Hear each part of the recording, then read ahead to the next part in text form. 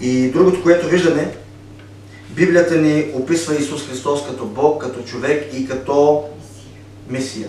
Запомнете го това. Сега ще погледнем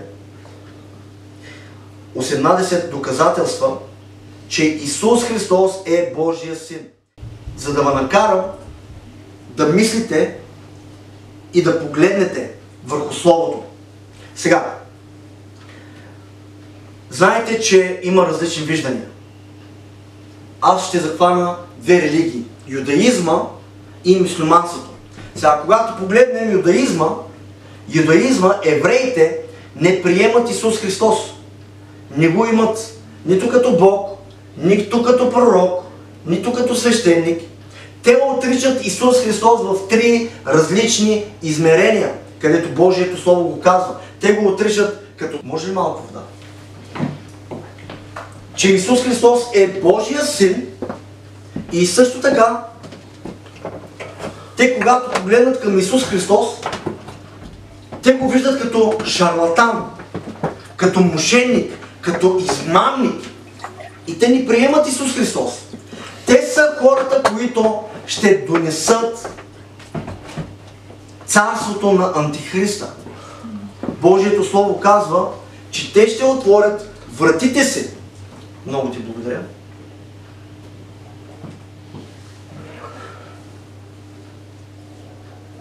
Божието Слово казва, че ще отворят вратите си за фалшивият Христос. Сега, и другото, което искам да ви кажа, мюсюлманите. Защо е важно 18-те доказателства за нас, християните?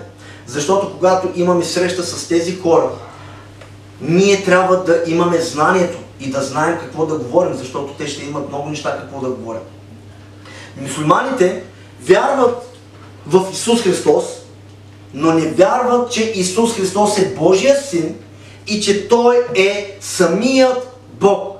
Когато влизаме по-надълбоко в тяхното учение, ние виждаме, че мюсюлманите вярват, че Исус Христос ще дойде на края на света, за да съди света. Също така вярват, че Исус Христос е пътят, който носи до спасение. Това го виждаме в тяхното слово. Макар че го пише, те не приемат. И има още много различни неща. Те вярват в Исус Христос, че Той е пророк. Един от най-големите пророци. Но когато разследваме тяхното слово, ние виждаме, че те вярват, че никой пророк не може да излъже и да каже нещо грешно. И сега, щом вярват, че Исус Христос е пророк, те трябва да повярват в думите на Исус Христос. Исус Христос казва: аз съм пътят, истината и живота. Без мене няма спасение. Това се отнася и за юдаизма, и за мюсюлманство, и за буддаизма, и за всички други религии. Единственото спасение е чрез Исус Христос.